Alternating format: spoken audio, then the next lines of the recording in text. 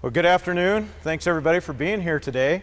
Dakotas are just beautiful, and as John said, I do have the Dakotas. I kept them.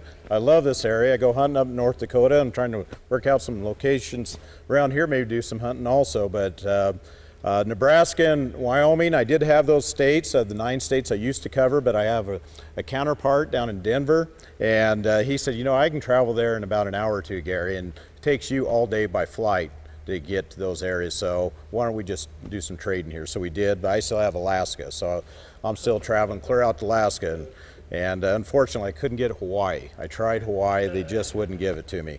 And believe it or not, they do have fires in Hawaii too. They have quite a few of them. Well, I've been in the fire service a long time. Right out of high school, I caught the bug, and it wasn't because I was a juvenile fire setter either. It's because it just really interests me. Wildfires, and that's pretty much what we were fighting during that summer's wildfires and how they threaten home. I was 17 years old, went as a junior firefighter. Laws were a lot different back then, and we could go out and fight fire at 17. And as I got a little older, I decided I wanted a full-time career in it, and went from the part-time career into a full-time career, and here 35 years later, I'm retiring this year as fire marshal of the city of Bend.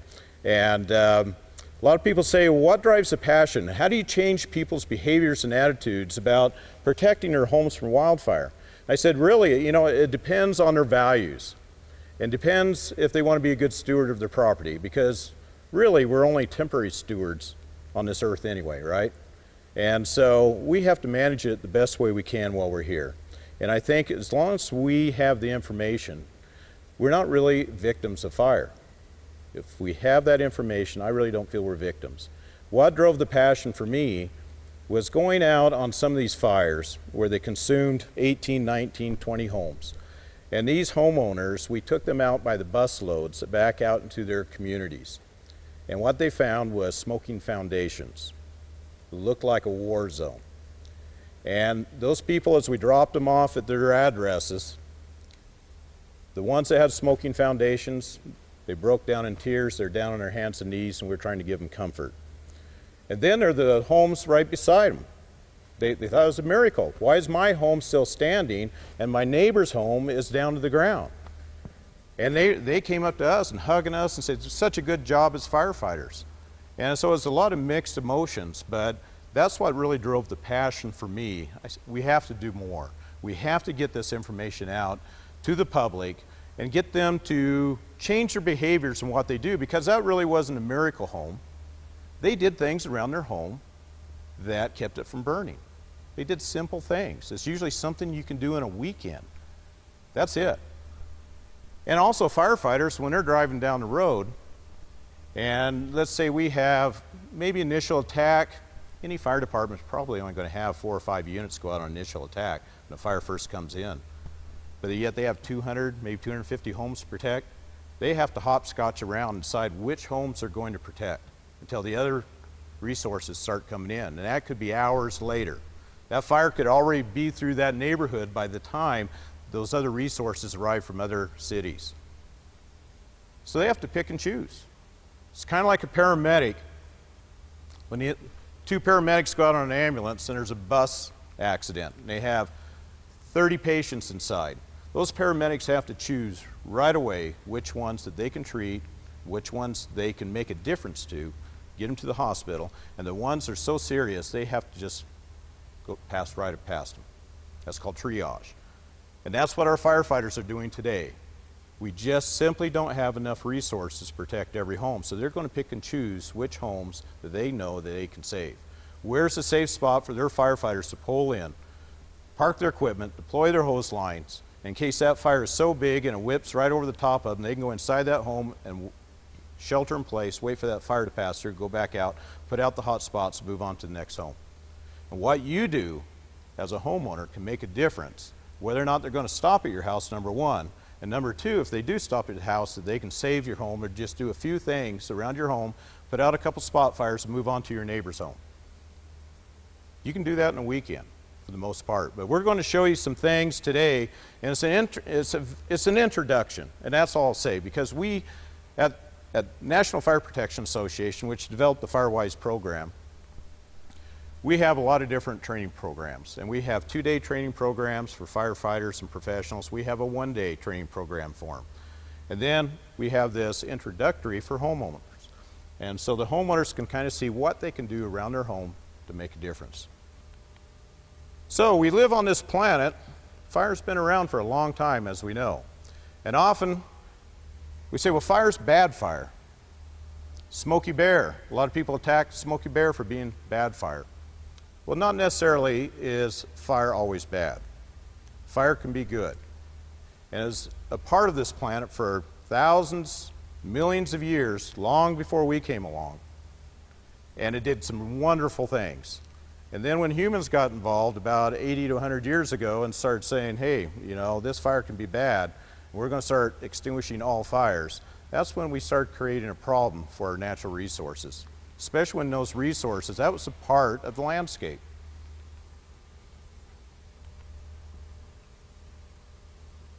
Why Firewise exists, and how many have heard of Firewise before? Terrific. Firewise is a program to empower communities and homeowners to do things around their home to make them a little safer during a wildfire event so they don't have to come home to a smoking foundation. Now, a lot of people ask me, so does this eliminate any chance from me having a home burned from wildfire? Absolutely not. We cannot eliminate those chances of your home from being burned to the ground from a wildfire. But what we can do, with your help, we can reduce that risk. We can reduce it. In fact, case studies show from actual fires that burned in California and across the United States that if you look at the Firewise principles and or become a Firewise community and those homes have these Firewise principles, you have a better than 80% chance of surviving a wildfire, and that's without fire department responding. So now if you had a fire department responding, you've got a better chance. And people ask, well, how do I eliminate? I want to make sure my home never burns from wildfire. Well, I can't say that. Now, if you lived in one of these little bunkers that, you know, they put out in the areas that they're waiting for the doomsday bunkers, you know, they're underground, that's a possibility, but still, that bunker has an opening. And anytime you have an opening to a structure where embers can fly in and ignite the interior of the structure, you got an issue. So I couldn't even say that a bunker would be 100% safe because you have an opening. So we have to develop some sort of plan.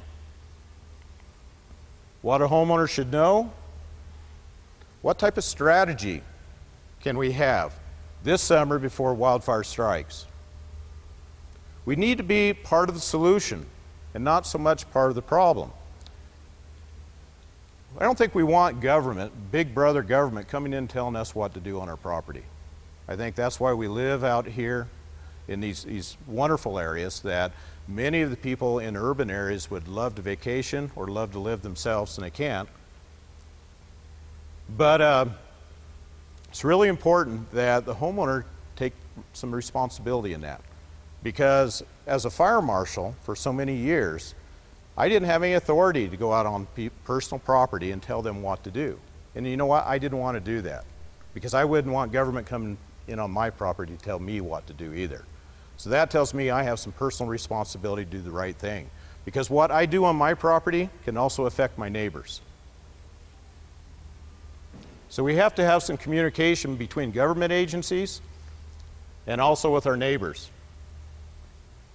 So some of the fire uses, our Native Americans years ago, they set fires, as we probably all know.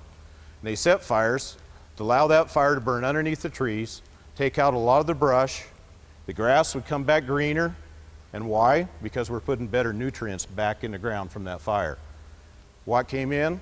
Animals. They were hunters. Okay? 1910, we had some serious wildfires in the West. And the federal government said, we're going to extinguish all these fires by 10 o'clock the next morning. What happens then? But the fuels start growing back up. We're doing a great job extinguishing the fires. In fact, firefighters do such a great job extinguishing fires that they extinguish 98% of all fires.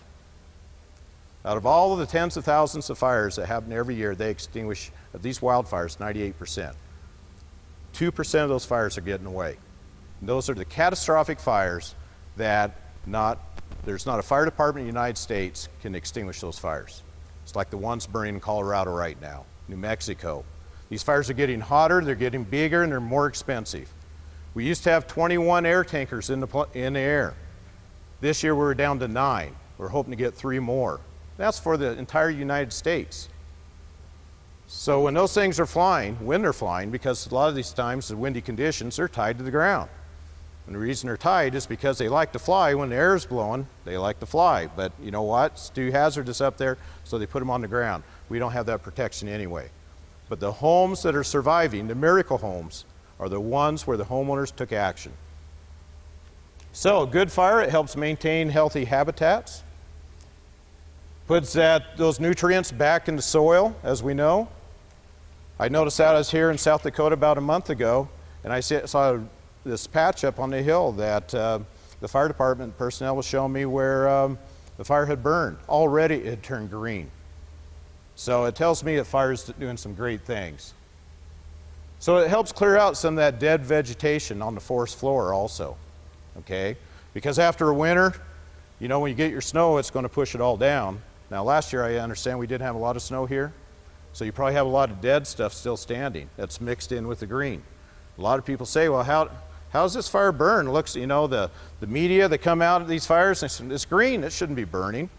Or the person burning in their burning barrel, you know, they didn't take any precautions around their burning barrel, and they say, well, it's green, it's not going to burn. But it's that dead stuff that's mixed in with it, it's going to burn very well. So it clears out a lot of that dead and overgrown vegetation, and that way some of the smaller trees aren't competing with the bigger trees, you know, for the sunlight and the moisture. But this bad fire that we keep talking about, you know, over the last 100 years, it's not really so bad. There's some ways that we can help manage our forests, manage the landscape by introducing fire, and it's a good thing. So we have this thing called the WUI, kind of odd name, acronym for Wildland Urban Interface. And pretty much what I say is the definition is the home in the woods. It's the urban fuel. It's the home that we built, or the structure we built out in a wildland area. We don't really call them forest fires anymore. We call them wildland fires. And you know what? You don't have to be right in the middle of that forest anymore for your home to burn. So many people, even firefighters, and it's hard training all these firefighters, hey, this home, yeah, it's a mile away from that fire front. And they're saying, oh, it's going to be safe. So they pass right on by it and they're following the flames. They want to put out the flames. They want to put the wet stuff on the red stuff. They want to run their lights and sirens, and they're attacking those flames. They're forgetting about the homes behind them. And these ember showers that come off these canopy of these trees, they'll float for over a mile, hot. And it's like snow, and it comes down on top of these homes. Over 50% of the homes that are destroyed in these wildfires are destroyed from these ember attacks. Over 50%. So it's the little thing that's burning these homes. It's not the big flames. So some of the fundamentals. We have dangerous areas. Where do people usually like to build their home? Where they get a view, right? They want to put it up on top of the hill. I was back in the Appalachian Mountains with some firefighters. We were putting on a 2-day class, and they took me up some of the steepest hills I've ever, in a 4-wheel drive, and they said, yep, all these people out of Atlanta, they're coming up here and they're building these homes up here on the very top of these hills. And the switchbacks were so tight, they actually put these big round mirrors on trees so they could see the next car coming up the hill. I said, how do you get your fire apparatus up these roads? They said, it takes us hours. I said, well, these homes could be gone by then. Yep. That's why the training is so important.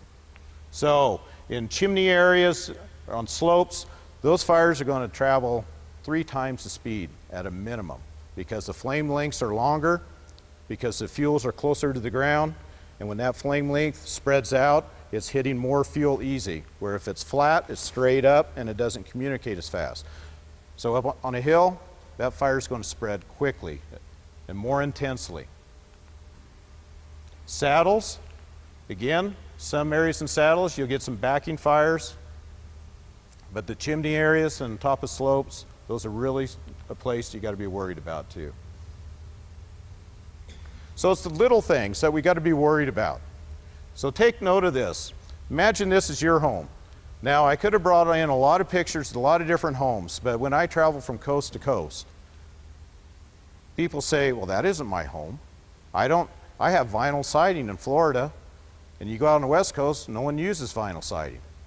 Or I live in a mobile home, or I have a McMansion in California. So if I don't see the type of environment that I'm living in, I kind of tune it out. So that's why we have this type of program with more art, so that people can imagine this is their home out in a forested area. So some of the little things, as I said, we have surface fires that come in from the forest, even if it's not in the canopy of the tree. If you have a wind-driven fire, it's going to move pretty fast through this grass, especially what we have here in Dakotas, all this prairie grass, and it gets pretty tall, and there's a lot of dead stuff in there, and it gets awful dry in August, and that's going to move very, very fast. So we need to be looking at how a surface fire is going to communicate to my home. We also have to look at where the ember showers from these canopies of these trees, when they ignite, you know, where are they throwing these embers and where are they lighting? Because there's a good chance you're not going to be home or want to be home when this fire hits.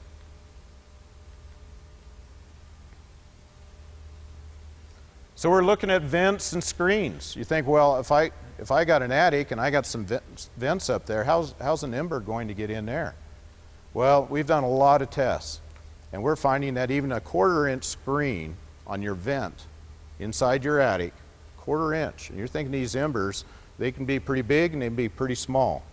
But with 10 to 20 mile an hour surface winds, which is easy to have, those sparks are blown right through it into your attic. Spaces. A lot of people say, well, I got a terracotta roof, you know, clay roof. Well, we go out and inspect the roof, and they have these what we call little bird holes where those things come down. They're on top of their plywood. Great place for embers to go into. And that's where the birds nest. They love putting little nests in there. And that's great kindling for those embers. Wood piles. Where do we put our wood piles? Often we put them right up against the house during the wintertime, so it's a short distance. Also, you got some overhang, keep the snow off. But do we remove those wood piles after the winter? Do we take them away from the home? These flower pots. We were at a home yesterday. It has these little flower pots right against the home. And they did a great job around the home, except for what's collecting in those things, but a lot of pine needles and duff and different things. Great place for these sparks to come down and ignite. And I always say if it's attached to the home, it's part of the home. So we need to talk about some of these strategies, what we can do, and have a plan around our home.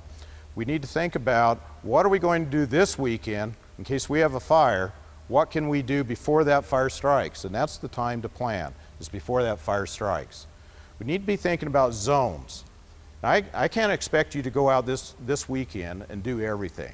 And it may take you 5 years to meet your plan. It may take you 10 years when you think about hardening your home. We'll talk a little bit about that today. But the first area is about 30 feet out. We call that Zone 1. And with all of the science that we have behind this wildfire, we actually had a person by the name of Jack Cohen go out in the Northwest Territories, and he lit forests on fire. And he built little homes, little makeshift homes. He watched those embers come over and tried to, he also measured the convected heat 30 feet out from these trees. And we found that with T111 siding, and even cedar siding, that a tree that is about 30 to 40 feet away, when it's ignited, and it puts out some pretty hot temperatures, maybe about 1,500 degrees in temps, that canopy burns up in about 40 seconds. Now you think, wow, that's a lot of heat, but it only lasts for such a short time. He filmed it, and we saw that that siding sometimes would smoke and even ignite, but there wasn't enough heat over that duration of time for the ignition to contain. So what happened is the fire itself extinguished. So we know 30 feet with a tree that's 30 feet out, if that canopy ignites, that you got a very reasonable chance of your home not igniting from that tree canopy. So that's just one of the things we have to be worried about, is the tree canopies. But there's also a lot of ways to keep the fire on the ground and not get up in that canopy. So 30 feet around the home, that's something that I'd like you, put on your Firewise glasses, go out around your home and be thinking about, what can I do around my home to keep that ground fire, that surface fire, from reaching my house? What can I do around my home in case those embers come down? What can I do to clean it up so if an ember lands here, it won't spread a fire into the rest of my home? Once you're out 30 feet, maybe the next year you're looking out from 30 feet to 100 feet if you have that much property. You may be in your neighbor's property at that time. And then maybe the year after that, you're going out from 100 feet to 200 feet. And again, if you have that much area. So some of the things you're looking at your chimney, your roof, your siding, your decks. Such as your chimney. Often we already have a spark arrestor on top of our chimney. That keeps the sparks from going out, but also it keeps some sparks from going in. We're looking at our roof. Is it a wood roof? Wood roofs are the most vulnerable part of our homes, if it's wood, because it's a fairly flat surface, and when the embers come down, they light on that roof, and the homes burn from the roof down. Time and time again, we go out and do these post-fire investigations, and we find that the home is down to the foundation and all the trees around the home are still green. In fact, all the grass is still green, but the home is gone. That was from an ember attack. It wasn't from a surface fire. So, what's on top of your roof? You also have some gutters. Should be metal gutters.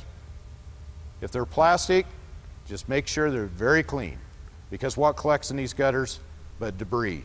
You have leaves, you have pine needles. When those embers come down, they ignite the pine needles, they go up underneath your soffits, into your attic, and again, you're burning from the top down. So that's another area to clean. You might have a skylight up here. Skylights, I suggest that they be of glass, not plastic, because if you have an overhanging tree, it's probably dumping a lot of litter down. That litter is going to ignite, possibly generate enough heat to actually melt that skylight if it's plastic. Then again, it allows an opening for more embers to go inside your home and ignite your home and burn from the inside out. Your siding, the siding's fine. It's better to have maybe a concrete siding or non-combustible siding, but again, wood siding's fine. But we have to look at the fuel around the base of the home. What is up against the home? Because if you have brush right up against the home, or you have brush underneath the deck of your home, or if you have a lot of ornamental shrubbery around your home that's very, very explosive, I won't say explosive meaning it explodes, but it burns very readily, it's going to spread that fire to your home. So we're looking at spreading, getting those fuels, we call it fuel, get it away from your home. And then break up the communication. And we'll talk a little bit more about that. Your windows, a lot of people down in southern United States and the eastern United States only have single pane windows. We recommend to go double pane because if a window fails from the heat, it'll break and fall down. That allows more embers and fire and convected heat to go inside your home. Ignite your home then again. So if you have dual pane, the outside will fail, but you still have the inner glass that will hold up. Now, some people say that's too expensive. I don't want to replace my windows. That's fine. Then I would say, well, let's look at an alternative. You have this big shrub out in front of your picture window. Why don't we remove that to remove the fuel source, the heat source, then you can keep your single pane window. It's all about values and options, what you're willing to do. You may not have enough money to take that wood roof off this summer. And you know what? If my kids came to me and they said, Dad, you know, I hear you talk about maybe not taking us to Disneyland this year because you want to change out that wood roof. Believe me, I would lose in that vote. You know, we're going to Disneyland, right? So it may be a few years before I can get that wood roof off, but there's some other things I can do around my house to reduce my risk from wildfire. Decks are another thing. I've seen more homes burn from wooden decks. And the stuff that people put underneath the decks, the bushes are up against the deck. They screen underneath, maybe with some lattice work, but they don't screen it with metal screening. So that's something that we need to look at to keep the embers from going in underneath, or clean out underneath the deck, get all the shrubs and all the brush away from it, all the weeds, maybe put a little gravel in under there so it's totally non-combustible or fire resistive. So we look from the peak to eave. So when you're looking around your property this weekend, and you say, what can I do? From peak down, you're looking at maybe a screen over your fireplace chimney. You're looking at some skylights, any repairs that might need to your roof itself so these embers can't get underneath the shingles. Composition roofing is good. Metal's good. Clay is good. There's a lot of other types of materials, Class A roofing, that is fine. But wood roofing is a loser, and that's what burns most of these homes down. Cleaning out the litter from the gutters.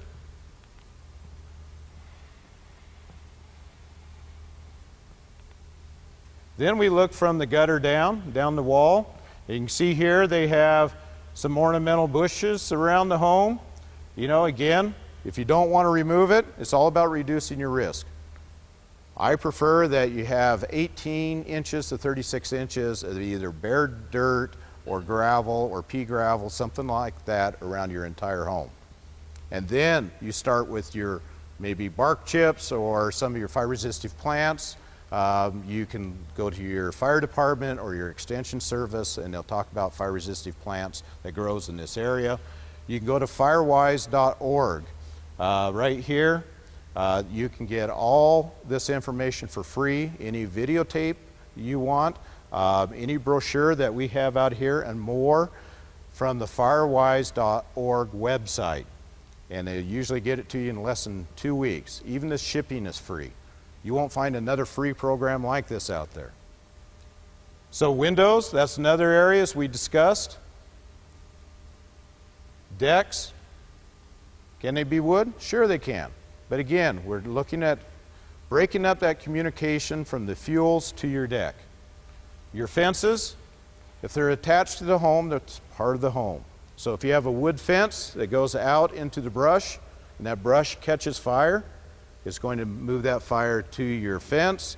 Your fence is like a wick from the forest right into your home. Okay?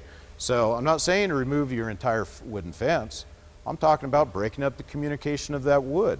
Maybe you might say, okay, I have a wooden gate there now in between my house and the rest of the fence. I'll replace that with a metal gate. That way if that fence is burning, it stops right there. I might put in some pumice block and break up that communication so the fire doesn't move from the ground into your home.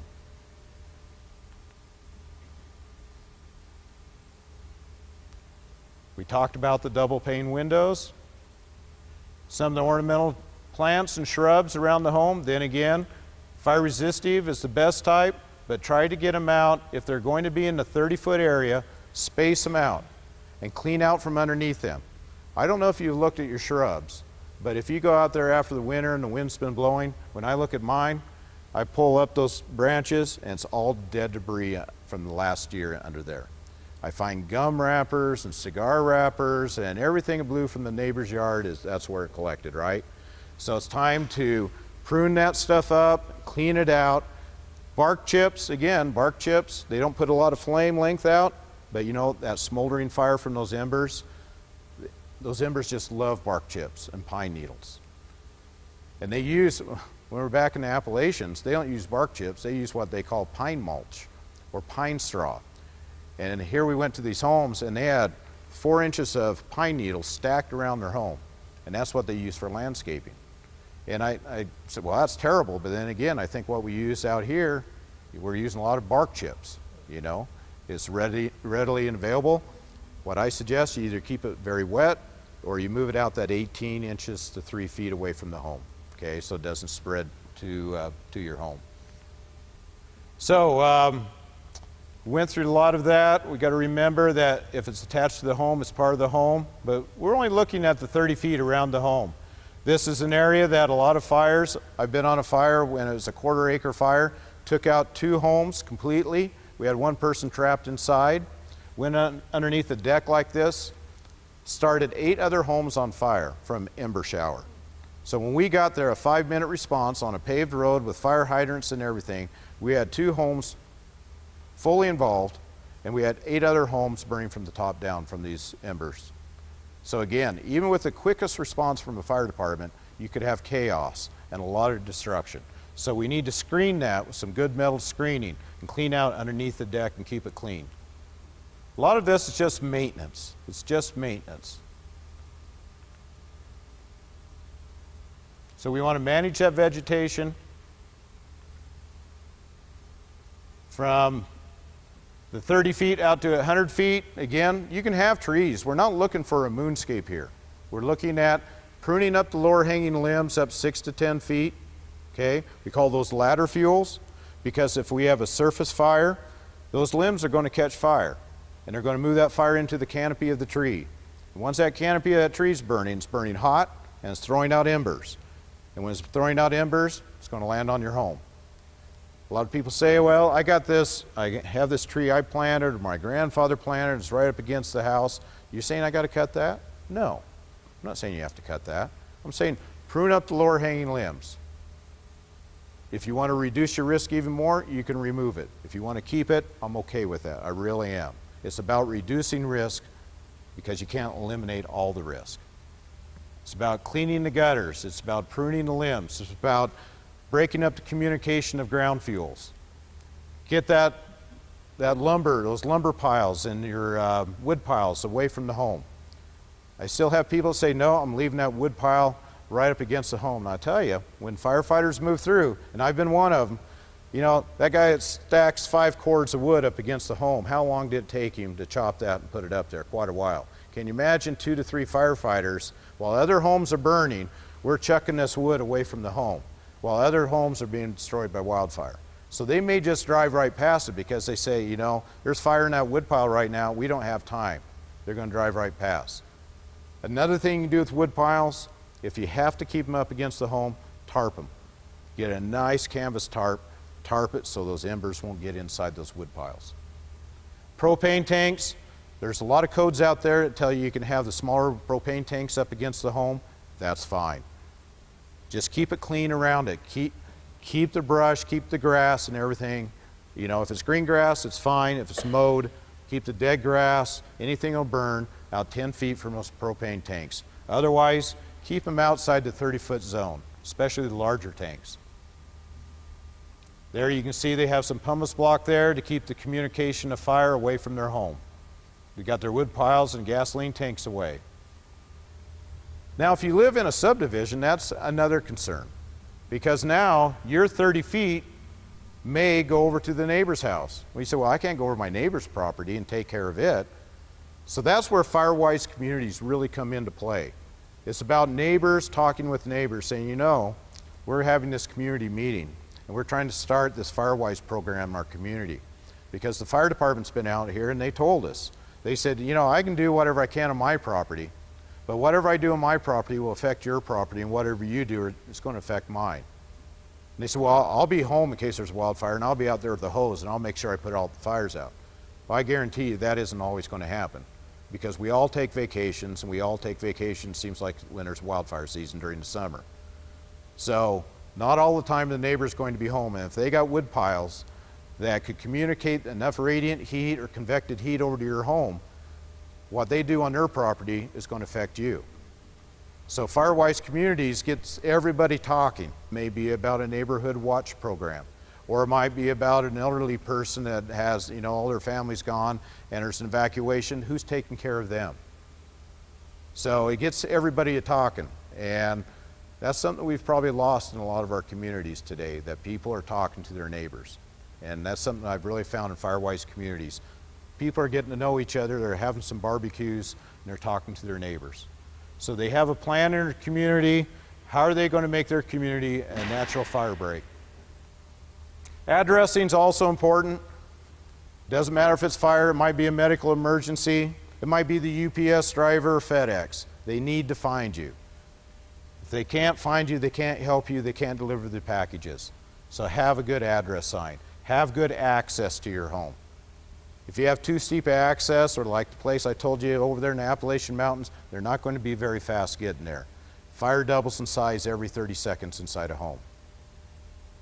So if you have a room and contents fire, 30 seconds later, it could be in the next room, into the living room, and your home's gone in 10 minutes. Pretty important to have good access and water supply if it's available.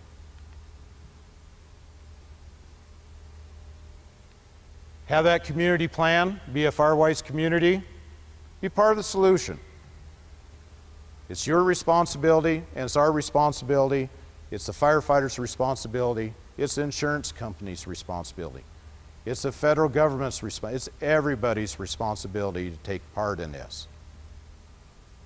We all can't say it's the other person's fault. Someone has to take action and say, you know what, I'm going to lead this cause. I'm going to become a Firewise community, and I'm going to work with my partners. There's other things you can do. If you're burning on your property, make sure you're working with your local fire department, make sure it's safe. Okay? Burn barrels, they can be disastrous. We've had some big fires start from burn barrels. Fireworks on the property, barbecues. All these different things have caused some very serious fires where civilians have died from wildfire. We have a lot of inversions in this area. Think about the air quality also. And the weather conditions. If we're at days like today and it gets above 80, 90 degrees, it might be time to burn in the morning when temperatures are cooler, more humidity. The fuels have a lot more moisture in them at that time. Think about your internal combustions out there on hot days. If you're cutting, if you're chipping, using your lawnmower, they all cause sparks. That's all it takes is a spark on a hot day, the right fuels. Be prepared. There's actually been families where their children have been lost in fires because the family didn't have a plan. And when law enforcement knocked on the door and said, there's a fire moving into this area, you guys need to leave, what do they think? Oh, I need my medications, I need, oh, where's my car keys? Let's see, what else? I need our pictures. We need to open up the safe and get some things out of there, honey. And by the time they opened up their front door, they had fire sweeping inside their house. Fire moves very quickly, and if it's time to leave, it's time to leave, so you have to be prepared. Have to be prepared.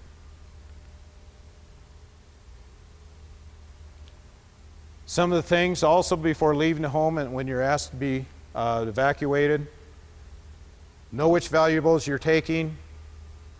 Close your garage door. So many people, when they leave the garage door open. That's a penetration. It's going to allow that fire to come inside the home. Okay? Make sure all the windows are shut. Okay? Have a ladder out maybe for a firefighter. You can use that ladder quickly. A lot of these wildland agencies don't carry ladders. The structural fire departments do, but the wildland agencies don't. So if the wildland agencies come through and they want to put a little water on your roof, that ladder really helps out. Have the hose out, hooked to a spigot, ready to go. Tell the rest of your family, your loved ones, where you're going to be going. Hey, they're, you know, you might be contacting your kids, might be parents, cousins, or whatever. Yeah, we have this serious wildfire. They're talking about evacuating us tomorrow. Start calling some people. Tell them where you're going to be, because they're going to be calling 911 saying, hey, my friends have just been evacuated. I don't know where they're at. I'm very worried. So help them by letting them know where you're going to be. Close the windows, as I said. Think about some of those combustibles out on your deck. You know, there's even a cushion or a broom up against your home. We've seen this in fires, where the broom, just the broom, is igniting from embers and spreading that fire to your home. These cushions on your deck furniture, they just love embers. So take them and throw them out in that 30-foot zone. Get them away from the house, or move them into the garage before you leave. Gasoline cans, propane tanks, these ones for your barbecue, get them away from your house. It's always best to have a plan in place, what you're going to do. Usually you got some time before you evacuate, sometimes you don't. And lastly, be thinking about a Firewise community. It's 5 simple steps. I'm running out of time, but I have a lot of information over here that I ask you to take with you. There's even a brand new calendar for 2013. There's a pin over there. There's my cards if you have any questions. We have our Firewise liaison for the state of South Dakota here with us, or with us today, Andy, and Andy's going to talk to you a little bit here in a couple minutes, and he can definitely help you out. Are there any questions for me? After Andy's finished, I'll be setting up a very short video, and it was done here in the Rapid City area, and it's a very good video that, you know, shows what a community can do to become Firewise. So Andy, you ready to go? Thank you.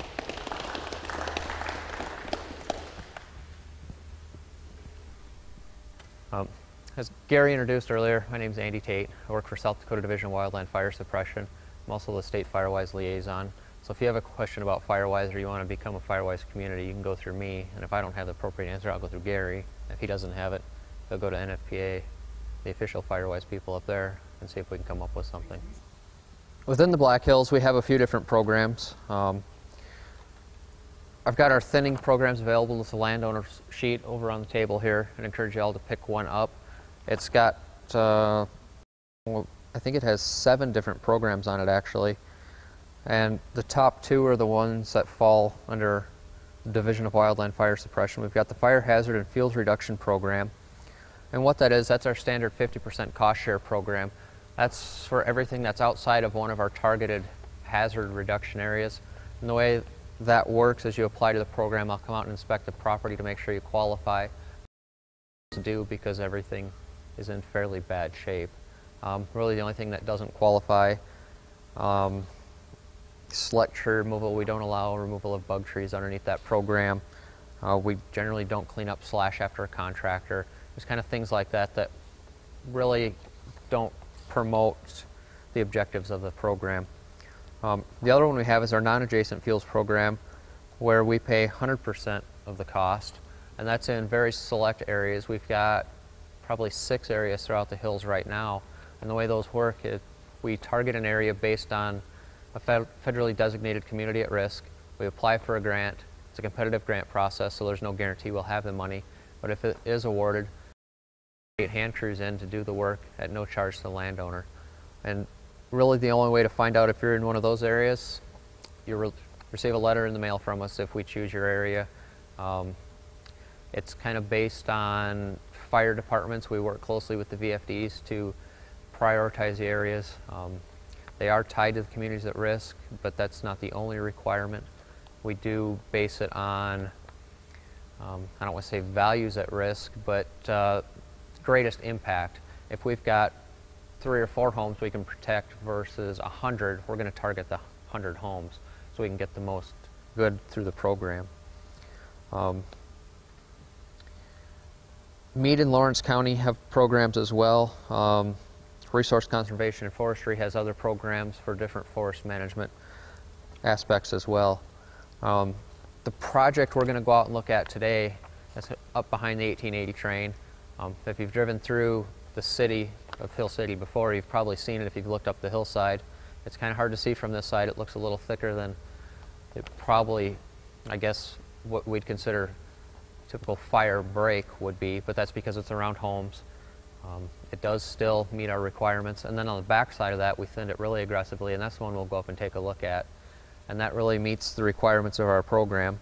Generally what we like to see for the fire side of things, I'm heavily pushing the 30-foot crown spacing, so between the needles on one tree, the needles on another tree, we'd like to have 30 feet of open space. Now a lot of people say, hold on, that's way too thin. I don't want to take all my trees out. And it's an average spacing. Some areas will be 10 to 15, others will be a little higher. It fits within the Firewise principles as well. We work within the zones. Around the home we like to have it a little thinner, and then it can get a little thicker as it moves out from there. And as Gary said, it's not the government coming in telling you you have to do this. We work with you very closely to work within what requirements you have. If you need privacy from your neighbors, you got shade trees. If you've got trees that have sentimental value, we'll work with you to protect those as well. The best way, if you're interested in any of these programs, I'll put a stack of cards out there. The thinning program available to private landowners also has my contact information. Give me a call or send me an email. We'll work with you on a case-by-case basis. And please don't keep this information to yourself. Spread it around. Tell your neighbors. If you know somebody that has a need for it, tell them as well. You work just with Pennington County or Custer County? I want to say we're limited to the Black Hills, but we're a statewide organization, so we've worked with people. Yes. Yes. Yep. So we go wherever. It's not. Tim's really the one with the restrictions. He's employed by the Rapid City Fire Department, so he has to stay within the city. Yep. Yes. Is there a minimum acreage? That's a really good question. We don't have a minimum acreage for our project. We don't really have a maximum either. It's kind of based on the dollar amount. Obviously, if you've got 30 or 40 acres, we can't treat that with a 50% cost share. You probably don't want to as well. It's a significant expense. The problem we run into there is it ties up all of our funds in one property. And what we'd like to do is create survivable space around the structure. So in a case where somebody has 10 acres or more, we'll draw a 3 to 5 acre ring around the house and treat that area. And that really meets the requirements that we're looking for. And then in the future, you work out from there, kind of at your own pace, and thin it out. Yes, Greg? There are other programs that can help you out if you Yes. have larger acreages. I think Firewise really focuses right around the Yes. home, but if you have 30, 40 acres, something like that, there are some other programs available. And this sheet has those programs on there. It's the Environmental Quality Incentive Program and the Black Hills Forest Health and Restoration Program, correct? And they're more the forest management. You got, is it the tree farm program and things like that? The Environmental Quality Incentive Program, Yep. which is run through the Natural Resources Conservation Service. They provide cost share for doing thinning on private lands. We work real closely with them. We actually administer the forestry aspects of that program through the Department of Agriculture, the State Department of Ag, but you can talk with us or talk with USDA, Natural Resources Conservation Service about that program. Are there any more questions about the programs that I offer? I'll turn it over to Tim now and let him talk just a little bit about what he's doing inside the city and the Fire Safe Council as well.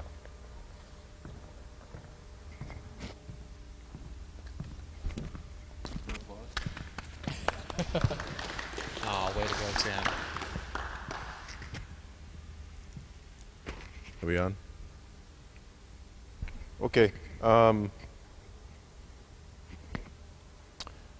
As I said, my name is Tim Weaver. I'm with the Rapid City Fire Department, and we do the same program that Andy does outside the city. I handle everything inside the city. Rapid City has a very significant wildland-urban interface problem, simply because we have so much of it. There's a lot of population there, and a large part of the city is in that particular environment.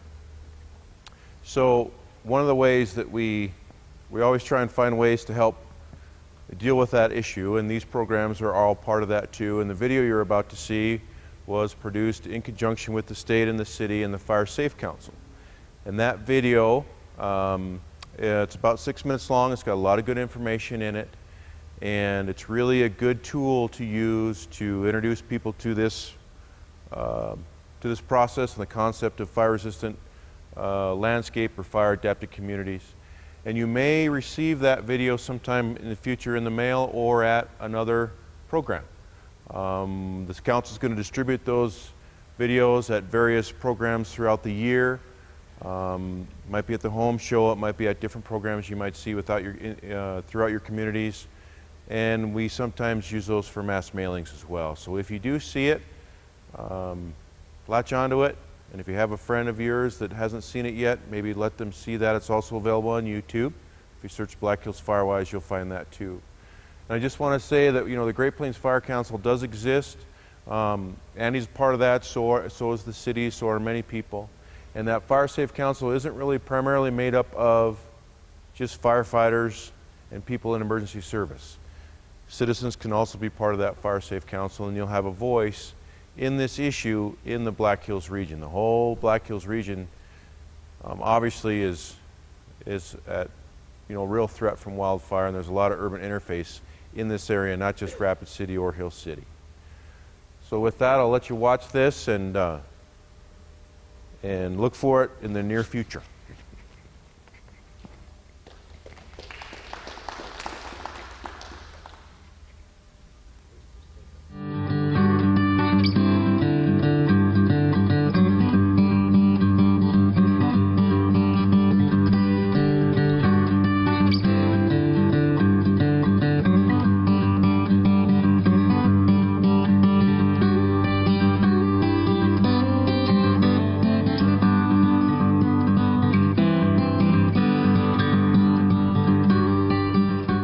If you receive this video, then you live in a wildland urban fire environment, and chances are your home and your property are at risk of being destroyed by wildfire. Wildlands and wildfire go hand in hand, and fire is part of your existence if you're a resident here. Wildland fire is inevitable, but you as a property owner have a choice on how devastating that fire can be and whether or not your home will survive. Up next, we'll hear from some homeowners who realized the danger they were in and the steps they took to protect their homes.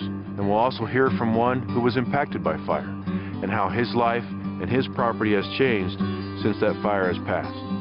We'll also take a look at a few things that you can do and help you get started on creating a survivable space of your own. It's absolutely essential for neighbors to band together. We realize fully that it's really a life-threatening neighborhood to be in an area where the trees are so prolific.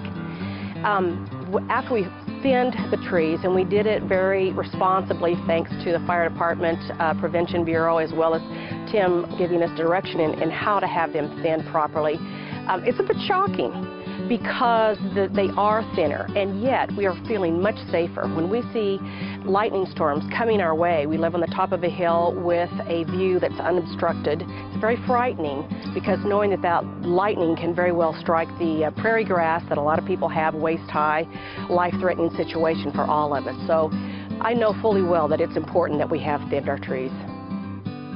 Homeowners are the key. They're the answer. There is no government agency, there is no fire department that has the authority to do what needs to be done on the homeowner's property other than the resident.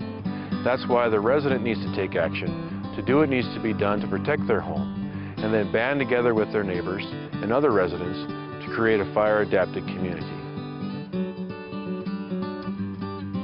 The most beneficial part of the Firewise process for me was it made my home safer and enabled me to be more comfortable in sleeping at night. We are thinning fuels, reducing the fuel load around the house, and at the same time, I think my trees got a better chance with respect to the pine beetle attacking us, and I think the health of individual trees is going to be better because they're not fighting each other for nutrients and water. In any forest fire, there's going to be an extensive area involved, and you have to be able to survive on your own, or at least buy some time before some limited assets could come and help you. I had a lot of fire prevention material that we had gathered up when we were considering building the house. But if we would have thinned a little bit more on the back and taken the trees down maybe 50 feet, that would have probably been a lot easier on the fire guys when they were here trying to save the house. So it's I think the material in the literature is very good. The attitude of, you know, it's not going to happen to me is the wrong one. When you live in the forest, you're probably going to have a fire, and so it's probably best to be proactive. But it's in the long run, it's probably the best thing to do. The primary goal is to make your home and property survivable in a wildfire. That means the home is fire resistant and can withstand the effects of the fire without intervention of the fire department. The reality is that there aren't enough resources available to protect every home, and the odds of a fire engine sitting next to your home during a wildfire are slim. It isn't fate and it isn't luck why some homes burn and some homes survive. The number one thing is to ensure you have a non-combustible roof on your home. The majority of homes destroyed during a wildfire burn because their roof is ignited by firebrands. Firebrands are the leading cause of wildland urban disasters, and your roof is your home's top target. Keep leaf litter and pine needles clear from your roof and gutters, as this material is easily ignited by firebrands. The space under decks should be cleared of storage. Wood piles should be located away from the home, and decks close to the ground should be screened to keep flying embers out.